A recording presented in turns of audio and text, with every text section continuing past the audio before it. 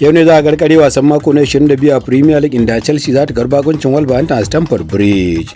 Chelsea tana ta shirin teburi da maki 37, ita kuwa Wolverhampton mai maki 16 tana ta 17 a kasan teburi. A jiya Nottingham Forest ta ci gaba da zama ta uku da maki 44 iri ɗaya da na Arsenal ta biyu.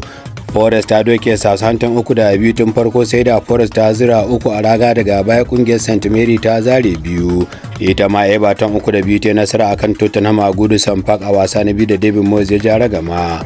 Kenan Everton ta bar gurbin yan hukun karshen tebur yanzu tana ta 16. Ita ko Tottenham wadda ta kasa cin wasa karo na 6 a Premier tana ta 15 da tazarar maki 4 tsakaninta da kungiyar Goodison Park. Ita kuwa Manchester United shan kashi ta 3-1 a Old Trafford a jiya nan Brighton. To in kan wasan sai da aka yi jimamin mutuwar tsohon dan kwallon United Dennis Law mai shekara 84. United tana nan mataki na 13 a kasan teburi da makin ta 26 bayan wasan mako na 22. Ita kuwa Manchester City ta koma ta hudun teburin Premier League bayan da ta shara shida babu kodi a raga Ipswich Town.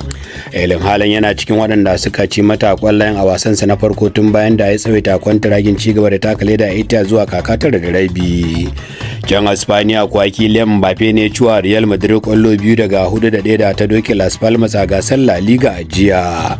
Hakan ya sa Real Madrid ta koma ta ɗayan teburi da maki 46 da tazarar biyu tsakani da Atletico Madrid.